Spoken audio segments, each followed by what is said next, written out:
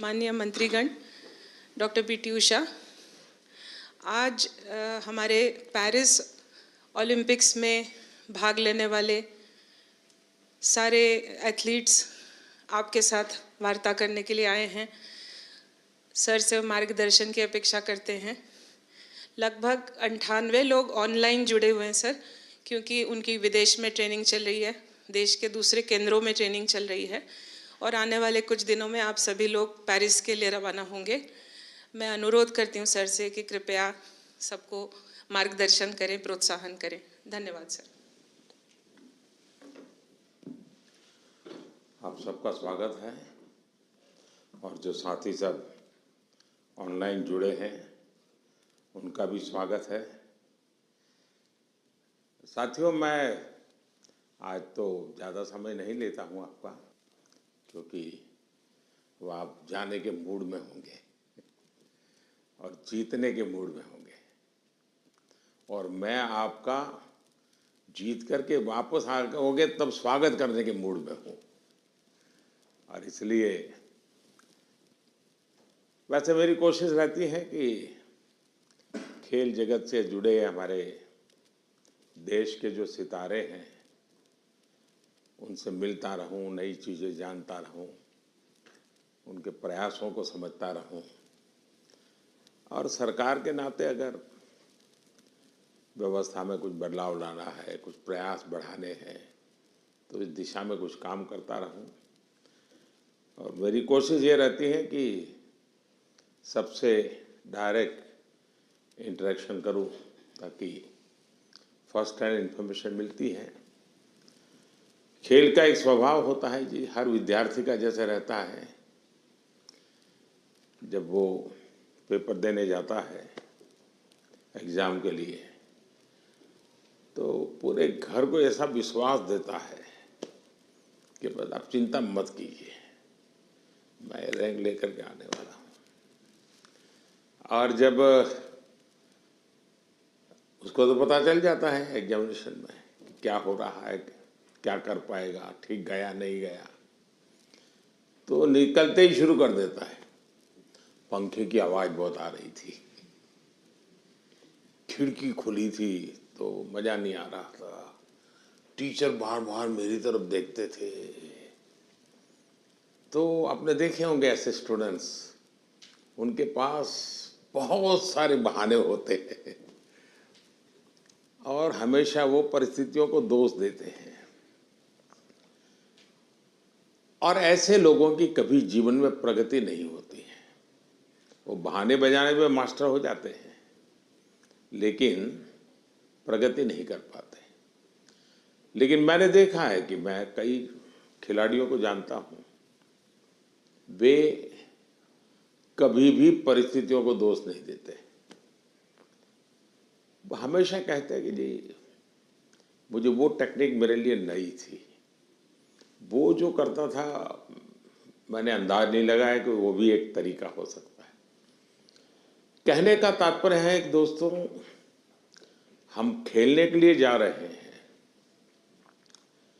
हम अपना best performance के लिए जा रहे हैं, लेकिन ओलंपिक सीखने का भी बहुत बड़ा मैदान होता है। अब तो एक तो मैं अपना खेल खेलूं और टेलीफोन करके सबको बताता रहूं, देखिए आज ऐसा रहा वैसा रहा। दूसरे होते हैं बाकी हर खेल देखने जाते हैं, फलाना देश कैसे खेल रहा है, टिकना देश कैसे खेल रहा है, और वो चीज़ों को पूरी तरह ऑब्जर्व करता है, कोशिश करता है एब्सॉर्ब करने की और आकर के अपने कोच को भी बताया कि यार भाई मैंने देखा उसने तो बड़ा कमाल कर दिया था लास्ट मोमेंट, अब मुझे भी बताइए वो क्या टेक्निक थी। कभी उस वीडियो को लेकर के 10 बार देखता है कि उसने कैसे उसको पलटा था। तो इन्हें जो सीखने की वृत्ति से काम करता है उसके लिए सीखने के बहुत अवसर होते हैं। जो शिकायत में जीना चाहता है उसके लिए भी अवसरों की कमी नहीं होती है। दुनिया के समृद्ध समृद्ध देश भी, उत्तम से उत्तम सुविधाओं के साथ आए हुए लोग भी शायद शिकायत करते हुए नजर आएंगे, और हमारे जैसे देश के लोग जाते हैं, कई कठिनाइयाँ होती है, बहुत सी असुविधाएं होती है, लेकिन दिल में उसके मन में रहता है मेरा देश, मेरा तिरंगा झंडा, और इसलिए वो कठिनाइयों को, असुविधाओं को बिल्कुल साइड में रखता है, वो अपने मिशन के लिए लग जाता है। और इसलिए साथियों, मुझे पक्का विश्वास है कि इस बार भी खेल के मैदान में आप भारत का नाम रोशन करके आएंगे। जो पहली बार जा रहे हैं, जिनको ओलंपिक में जाने का पहला मौका मिल रहा है, ऐसे कौन कौन है? अच्छा, बेटियों की संख्या ज्यादा है, पहलवानों की संख्या ज्यादा है? अच्छा, जो पहली बार जा रहे हैं उनके मन में क्या चल रहा है, मैं जरा सुनना चाहूंगा, आप क्या सोच रहे हैं? आप में से कोई भी बताए। हाँ बताइए, आप कुछ कहना चाहती हो ना? ये पीछे, हाँ हाँ बताइए।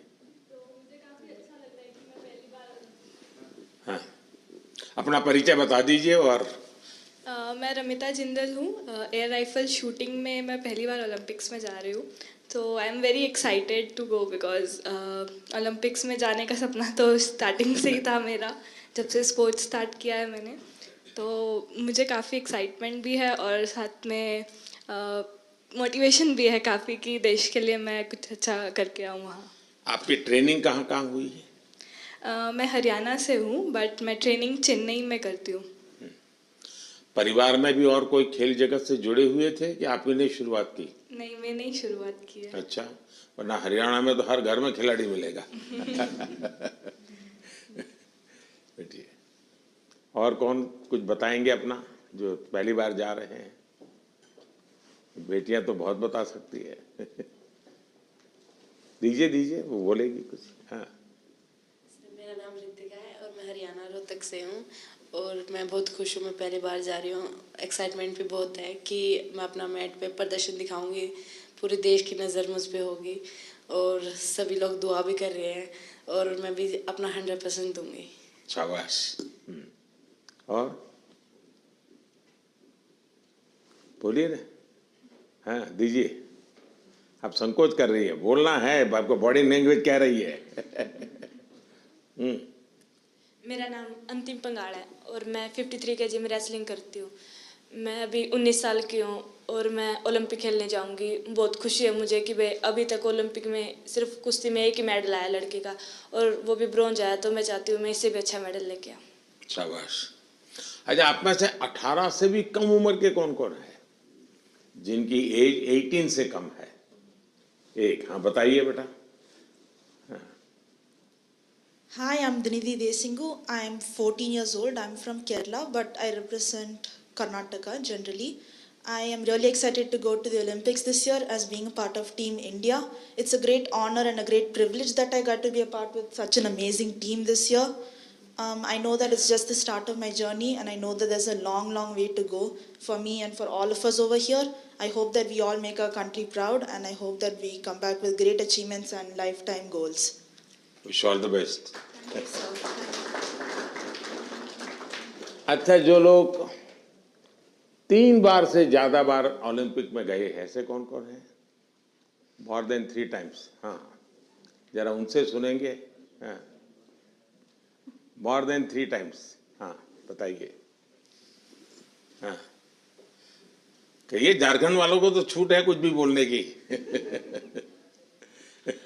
नमस्ते सर, मेरा नाम दीपिका कुमारी है, मैं आरजे को रिप्रेजेंट करती हूँ। सर बहुत खुशी है और कि ये चौथा ओलंपिक है मेरा और मैं बहुत एक्साइटेड हूँ और ये काफ़ी एक्सपीरियंस है, तो मैं उस एक्सपीरियंस को चाहूँगी कि उस एक्सपीरियंस को यूज़ करूँ और उसी जोश और उसी कॉन्फिडेंट के साथ रिप्रेजेंट करूँ और अपना 200% दूँ। Thank you sir. अच्छा, आप जो यहाँ नए खिलाड़ी पहली बार जा रहे हैं, उनके लिए क्या संदेश देगी, जो पहली बार जा रहे हैं इस टीम में? सर मैं बोलूँगी कि डेफिनेटली कि एक्साइटमेंट बहुत ज़्यादा होता है, बट मैं उनको बोलूँगी कि उस चकाचौंध में वो ना घुसे, जितना हो सके वो खुद पे फोकस करे और इंजॉय करें, पर पूरे फोकस के साथ, पूरे सेल्फ कॉन्फिडेंस के साथ। और मैं ये बोलूँगी कि मेडल जीतना है, उसके पीछे ना भागे, वो परफॉर्म करे, अच्छा परफॉर्म करे ताकि मेडल उनके पास आए। अब 3 बार आप हो आई, पहली बार गई, उसमें कुछ सीखा होगा, कुछ आपने आकर के उसको प्रैक्टिस किया होगा। दूसरी बार गई, कुछ और सीखा होगा। मैं जान सकता हूं कि आपने ऐसा कौन सी चीज़ें नई एडॉप्ट की जिसके कारण आपका कॉन्फिडेंस भी बढ़ा है और आपको लगता है कि आप देश को कुछ दे पाओगे? या ऐसा तो नहीं कि रूटीन जो प्रैक्टिस करती थी वही करते, क्योंकि ज़्यादातर मैंने देखा है, जैसे मैं हूँ, मैं योगा वगैरह करने की आदी हूँ, तो मैं समझ देता हूँ मेरे लिए। लेकिन मैंने देखा है कि जो एक रिदम बन जाती है, जाते ही जिससे शुरू करता हूँ वही से एकदम से शुरू हो जाता है। फिर मैं थोड़ा कॉन्शियस होकर कह रहा आज ये 2 छोड़ो, 2 नई चीज़ें करूँ, तो थोड़ा मुझे वैसा हर एक का आदत हो जाती है कि वो अपनी जो पुरानी हैबिट है उसी प्रकार से एक्ट करता रहता है और उसको लगता है मैंने कर लिया। आपकी स्थिति क्या है? सर, जो पुरानी अच्छी आदत है उसको कंटिन्यू करते हैं, और जैसे लास्ट टाइम कोई भी मैच से अगर हम हारते हैं तो उससे सीखते हैं और प्रैक्टिस में आके वो गलती ना करें, उसको हम हर दिन रिपीट करते हैं ताकि वो हमारे आदत में उतर आए, जो अच्छी आदत है वो उतर आए, और वही चीज़ हम कंटिन्यू करने की कोशिश करते हैं। कभी कभी बुरी आदत भी तो आदत बन जाती है, शरीर का हिस्सा बन जाती है। सर, होता है ऐसा, बहुत बार होता है कि बुरी आदत लग जाती है, बट हम खुद को बात करते हैं खुद से और रिमाइंड कराते हैं कि ये चीज़ें हमको कैसे कन्वर्ट करनी है अच्छी चीज़ों में। और कौन है जो 3 बार जाकर के आए हैं? नमस्ते सर, मैं पोअम एमआर एथलेटिक्स से हूँ। 2008 में जब मैं ओलंपिक्स गई थी तो मैं 18 ईयर्स थी, तो मैं रिजर्व में थी सर। देन 2016 में हम लोग टीम में भागे थे, तो 2002 के बाद हम लोग फाइनल में नहीं आया, तो this time we want to create a national record and come into the finals. With so confidence, thank you. Sure. ये जो बाहर जो है हमारे साथ ऑनलाइन जुड़े हैं, वे भी कुछ अपना अनुभव शेयर करना चाहते हैं तो अच्छा लगेगा सब खिलाड़ियों को। कौन बताना चाहता है? हाथ ऊपर करके शुरू कर दीजिए। नमस्कार सर। नमस्ते। मैं पीवी सिंधु। सर, मेरा अभी 3rd ओलंपिक्स में जा रही हूँ सर। तो फर्स्ट ओलंपिक्स में 2016 में सिल्वर लेके आई थी, और 2020 टोक्यो में ब्रॉन्ज लेके आई थी। तो इस बार I hope I change the colour sir, and I hope I come back with a medal. Obviously अभी बहुत एक्सपीरियंस से जा रही हूँ, but definitely it's not going to be easy, but I will try my best and hoping for another medal sir. Yeah. ये जो नए खिलाड़ी आ रहे हैं उनके लिए क्या कहोगी? बस फर्स्टली मैं बस ये कहती हूँ कि I wish them all the very best. बहुत लोग ये सोचते हैं कि ओलंपिक्स है कैसा खेलना, और प्रेशर भी बहुत रहता है, और कुछ लोगों को ये रहता है कि वो एक्साइटमेंट रहता है कि you know it's a first Olympics and we want to go to the Olympics. But I just want to say that you know it is like any other tournament. It's just that हम focus करना है, और we have to have that belief in ourselves that we can do it. And definitely सब लोग hard work कर रहे हैं, तो I wish them that they give their 100%, not think that it is some different tournament and it is going to be hard. But I just want to tell them that it is like any other tournament, and I want them to give their 100%. चलिए, pressure तो सब लोग सब। Thank you sir, thank you. और कौन कोई है जो बाहर से बात करना चाहेंगे? नमस्ते सर। नमस्ते जी। प्रियंका गोस्वामी। नमस्ते जी। तुम्हारे बालकृष्ण कहाँ है? सर मेरे पास ही है, यहीं पे स्विट्जरलैंड में। तो इस बार भी बालकृष्ण को लेके जा रही हो ना? हाँ जी सर, ओलंपिक्स उनका भी दूसरा ओलंपिक्स है। सबसे पहले तो सर आपको बधाई हो कि आप तीसरी बार प्रधानमंत्री बने हैं और हमें सभी खिलाड़ियों को आपसे दोबारा से बात करने का और मिलने का मौका मिला है। और सर जैसा कि दूसरा ओलंपिक्स है और मैं 3 महीने से ऑस्ट्रेलिया में ट्रेनिंग कर रही थी सरकार की तरफ से और अभी स्विट्जरलैंड में ट्रेनिंग कर रही हूँ टॉप्स की तरफ से। तो काफ़ी सपोर्ट मिल रहा है हमें गवर्नमेंट की तरफ से कि हम दूसरे देश में जाके अपनी प्रैक्टिस कर रहे हैं। तो आई होप कि सभी प्लेयर्स ओलंपिक्स में अपना बेस्ट देंगे और अच्छा रिजल्ट देंगे और ज़्यादा से ज़्यादा मेडल जीतेंगे। अच्छा, आपकी एक शिकायत रहती थी कि तुम्हारा खेल ऐसा है कोई देखने वाला नहीं होता है। तो वहाँ प्रैक्टिस कर रही थी तो कोई होता देखने वाला? हाँ सर, विदेशों में तो इस खेल को भी मतलब उतनी ही अहमियत दी जाती है जितनी की और खेलों में दी जाती है। तो अपने देश में थोड़ा सा कम था, लेकिन जब से आप भी उसको इनक्रेज कर रहे हो कि सब देखो, इस हर खिलाड़ी के लिए आप बोलते हैं, तो हमारे देश में भी बहुत लोग अभी खेल को देख रहे हैं और काफी बढ़ावा मिल रहा है खिलाड़ी को। और हमें भी सपोर्ट मिलता है कि कोई देखता है हमारा इवेंट कि हाँ सब बैठ के देख रहे हैं, तो हमें भी और मोटिवेशन आता है कि अच्छा करना है। चलिए, बहुत बहुत बधाई आपको। और कौन है वहां से कोई बात करना चाहेगा? सर नमस्कार सर। नमस्कार। मैं निखत बोल रही हूँ सर। मैं बॉक्सिंग में 50 कैटेगरी में इंडिया को रिप्रेजेंट करने जा रही हूँ ओलंपिक्स में, और ये मेरा पहला ओलंपिक्स है और मैं बहुत एक्साइटेड हूँ। एट द सेम टाइम अपने आप को फोकस रख रही हूँ क्योंकि पूरे देशवासियों का मेरे ऊपर एक्सपेक्टेशंस है, तो मैं उनकी उम्मीदों पे खड़े उतरना चाहती हूँ और अपने देश का नाम रोशन करके वापस लौटना चाहूँगी। बहुत बहुत शुभकामनाएं। नीरज कुछ कह रहे थे? हाँ नमस्ते सर। नमस्ते भैया। कैसे हो सर? मैं वैसा ही हूँ। तेरा चूरमा अभी तक आया नहीं। चूरमा लेके आएंगे सर इस बार। पिछली बार वो दिल्ली में चीनी वाला चूरमा था, आपको हरियाणा का वही तो। और नहीं, मुझे तेरी बाघ के हाथ का चूरमा खाना है। पक्का सर। बताइए। बिल्कुल सर, हम भी अभी बाहर हैं जर्मनी में और ट्रेनिंग बहुत अच्छी चल रही है। इस बार मैं काफी कम कंपटीशन खेल रहा हूँ क्योंकि बीच बीच में मुझे एक इंजरी हो रही है, पर अभी काफी बेटर है। अभी कुछ दिन पहले मैं फिनलैंड में कंपटीशन खेला था और वो काफी अच्छा रहा। और 1 महीना है हमारे पास ओलंपिक्स के लिए और ट्रेनिंग बहुत बढ़िया चल रही है। कोशिश कर रहे हैं कि अपने आप को पूरा फिट करके जाएं पेरिस में और 100% दे सर अपनी कंट्री के लिए, क्योंकि 4 साल में आता है। मैं सभी एथलीट्स को ये बोलना चाहूँगा कि 4 साल में मौका मिलता है और अपने अंदर घुस के उस चीज़ को निकालें कि क्या वो चीज़ है जिससे हम अपना बेस्ट दे सकते हैं। क्योंकि मेरा टोक्यो मेरा पहला ओलंपिक्स था और पहले ओलंपिक्स में ही बहुत ही अच्छा रिजल्ट रहा, गोल्ड जीता देश के लिए। और उसका रीज़न मैं मानता हूँ कि यही है कि मन में डर नहीं था, निडर होकर खेला और बहुत ही बिलीव था खुद पे कि ट्रेनिंग बहुत अच्छी हुई है। और मैं सभी एथलीट्स को ये बोलूँगा कि वैसे ही खेल लें, किसी से डरने की घबराने की जरूरत नहीं है, क्योंकि वो भी इंसान है। कई बार हमको लगता है कि शायद यूरोपियंस ज़्यादा स्ट्रॉन्ग है या फिर यूएस के एथलीट या दूसरी कंट्रीज के ज़्यादा स्ट्रॉन्ग है, लेकिन वही है कि अगर हम खुद को पहचान लें कि हाँ हम इतनी मेहनत कर रहे हैं, अपने घर बार को छोड़ के इतनी दूर हैं, तो कुछ भी पॉसिबल है जी। चलिए, बहुत बढ़िया टिप दिए हैं सबको। मैं आपका धन्यवाद करता हूं और आपको शुभकामनाएं देता हूं। आपका स्वास्थ्य अच्छा रहे, 1 महीने में कोई नई इंजरी ना हो भाई। बिल्कुल सर, वही कोशिश कर रहे हैं।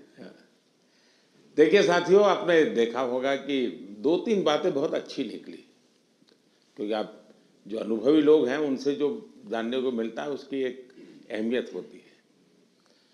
जैसे आपको बताया गया कि वहाँ के तामझाम में डूब मत जाना, खो मत जाना, ये बहुत सही है जी। अदरवाइज हमारे लिए वो उसी का प्रभाव इतना होता है कि हम शायद अपनी चीज़ को फोकस नहीं कर पाते हैं। दूसरा, परमात्मा ने हमें एक कद दिया है, बाकी खिलाड़ी हमसे बड़े कद वाले होते हैं, लेकिन हम पक्का मान के चले यहाँ कद का खेल नहीं है जी, यहाँ कौशल्य का खेल है, आपकी टैलेंट का खेल है। सामने वाले का शरीर हमसे 2 फीट ऊंचा है, चौड़ा है, इसकी परवाह मत कीजिए। आपको अपने टैलेंट पे भरोसा होना चाहिए और फिर सामने कितना ही शरीर मोटा हो, बड़ा तगड़ा हो, दिखने में बड़ा शानदार हो, तो वो जीत ही जाएगा ये मानने का कारण नहीं होता है। तो हमने कोशिश, अपने पास जो कौशल है, अपने पास जो टैलेंट है, उस पर ही हमारा फोकस होना चाहिए और वही हमें परिणाम देता है। आपने देखा होगा कि बहुत सारे लोग, बहुत कुछ आता है उनको, लेकिन एग्जामिनेशन के समय गड़बड़ हो जाती है।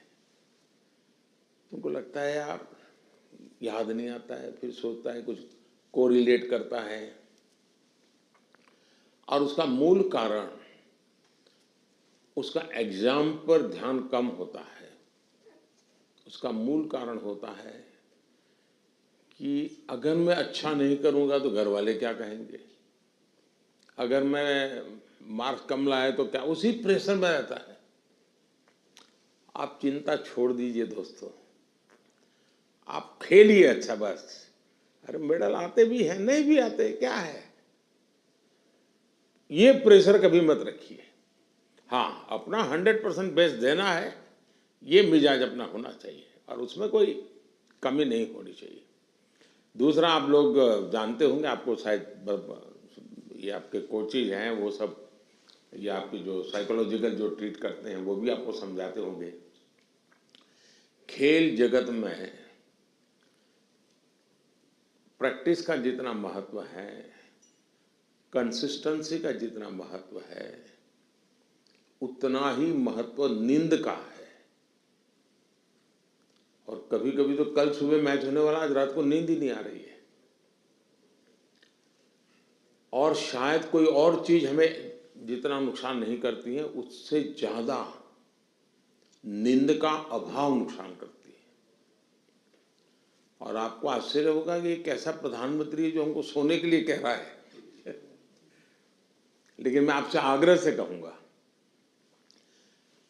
अच्छी नींद बहुत जरूरी है खेल जगत के लिए, किसी भी जीवन के हर चीज के लिए।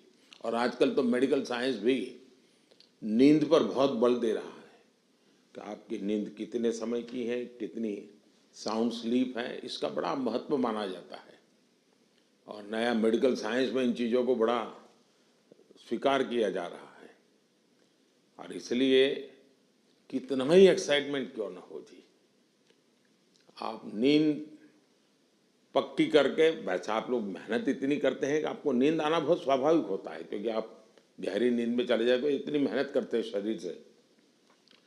लेकिन शरीर की मेहनत वाली नींद एक बात है, और सभी चिंताओं से मुक्त सोना ये अलग चीज है। और इसलिए मैं आपसे आग्रह करूंगा कि आप नींद के संबंध में जरा भी कॉम्प्रोमाइज, और थोड़े दिन पहले इसीलिए भेजते हैं कि थोड़ा आप वहाँ पर जेट लैग वगैरह समस्याओं से बच जाए, वहाँ थोड़ा कंफर्ट फील करें, और उसके बाद आप खेल के मैदान में उतरे तो आपको सुविधा रहे, इसलिए एक व्यवस्था सरकार करती है। खिलाड़ियों की सुविधा के लिए इस बार भी कुछ नई नई चीज़ें करने का प्रयास किया है, लेकिन फिर भी मैं कह नहीं सकता हूँ कि हर एक को सब कुछ वहाँ सुविधाजनक होगा ही कि नहीं होगा, लेकिन कोशिश की है। इन दिनों हम वहाँ के जो भारतीय समुदाय है उनको भी जरा एक्टिवेट करते हैं, उनको मोबिलाइज करते हैं, जरा आप भी हमारे खिलाड़ियों के साथ जरा जुड़िए। कुछ डिसिप्लिन रहती है, इसलिए उतने तो निकट नहीं रह सकते, लेकिन फिर भी वो ख्याल रखते हैं, चिंता करते हैं। जिसका खेल पूरा हो जाता है उसकी तो भरपूर चिंता करते हैं। लेकिन हम कोशिश करते हैं कि एक प्रकार से आप लोगों के लिए कंफर्ट रहें, असुविधा ना हो, और आप लोग अच्छा परिणाम लेकर के आए। मेरी तरफ से आप लोगों को बहुत बहुत शुभकामनाएं हैं, और मैं आप लोगों का फिर से एक बार इंतज़ार करूंगा जब आप 11 अगस्त को तो सारा खेल पूरा होगा। आप में से लोग जल्दी जाएंगे, जल्दी आएंगे, ऐसा तो क्रम रहता है, लेकिन मैं कोशिश करूंगा कि 15 अगस्त को एक बार लाल किले पर जब कार्यक्रम होता है तो आप लोग भी उसमें उपस्थित रहें, ताकि देश देखेगा कि यहाँ से हमारे ओलंपिक खेलने के लिए जो गए थे, क्योंकि ओलंपिक खेलने जाना ये भी बहुत बड़ी बात होती है जी। खेल में क्या करके आते हैं वो तो उसमें 4 चांद लगा देता है, लेकिन देश के अंदर इतना सारा खेल जगत के लोगों का होने के बाद आप में से खेलो इंडिया से निकल कर के खिलाड़ी बने ऐसे कितने हैं? अच्छा, ये भी काफ़ी लोग हैं। तो आपका क्या कैसा कौन सा खेल रहा क्या है, बता दीजिए जरा।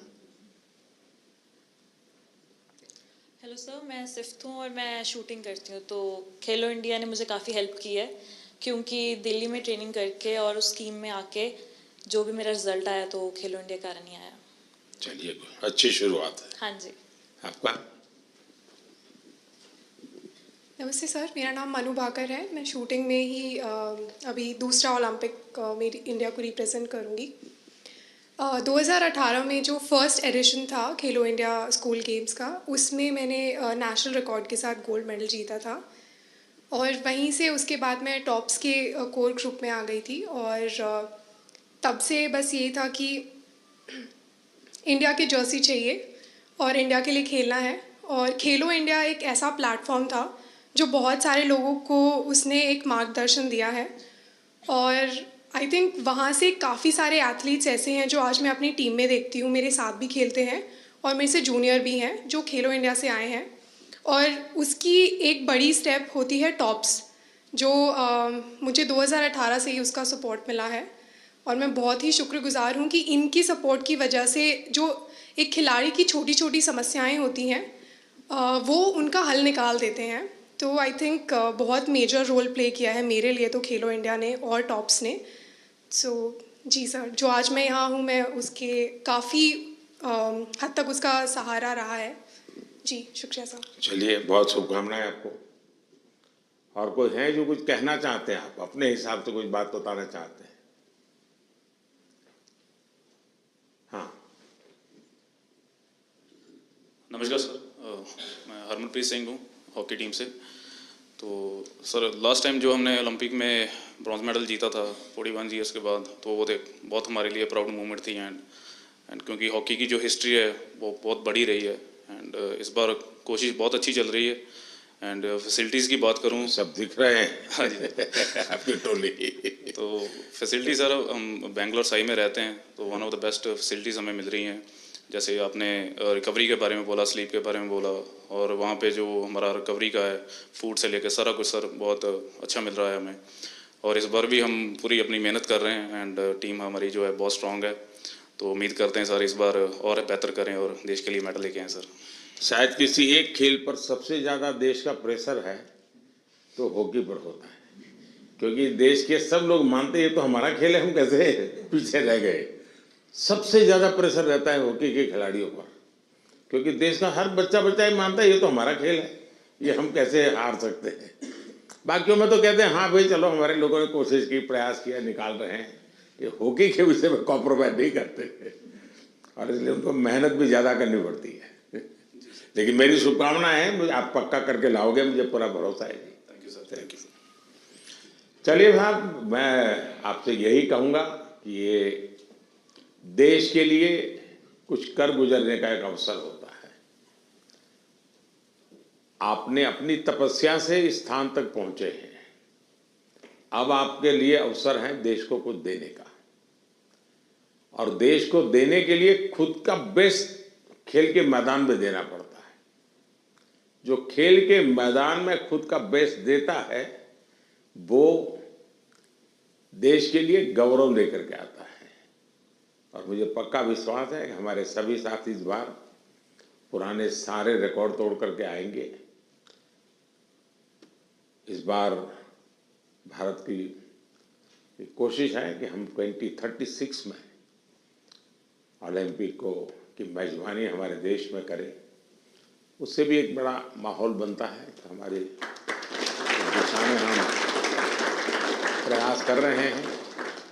और हो सकता है शायद अभी तैयारियां इंफ्रास्ट्रक्चर के लिए जो चाहिए उस पर काम काफ़ी चल रहा है। जो भी एक्सपर्ट लोग हैं उस पर काम कर रहे हैं। आप लोग भी अगर खेल के बाद, खेल के पहले तो मैं नहीं कहूँगा, वहाँ व्यवस्थाएं क्या, इस बार फ्रांस में अलग अलग शहरों में ओलंपिक हो रहा है और एक तो पूरा बहुत दूर एक आइलैंड पे हो रहा है, तो एक अलग प्रकार का ही वहाँ माहौल रहेगा। लेकिन फिर भी वहाँ की व्यवस्थाओं में अगर आपकी रुचि हो, उसको ऑब्जर्व करें, उसको अगर नोट करें, क्योंकि खिलाड़ियों से जो इनपुट मिलता है, तो जब हम 2036 की तैयारी करेंगे तो वो इनपुट बहुत काम आएगा कि भाई वहाँ ये था, वहाँ वो था, वहाँ इस चीज़ की कमी थी, वहाँ उस चीज़ की कमी थी। तो ऐसी चीज़ें भी अगर आप ऑब्जर्व करके आएंगे तो 2036 के लिए हमें जो करना है उसमें हमें बहुत सुविधा मिलेगी। तो मेरी तरफ से आप सबको बहुत बहुत शुभकामनाएं। धन्यवाद।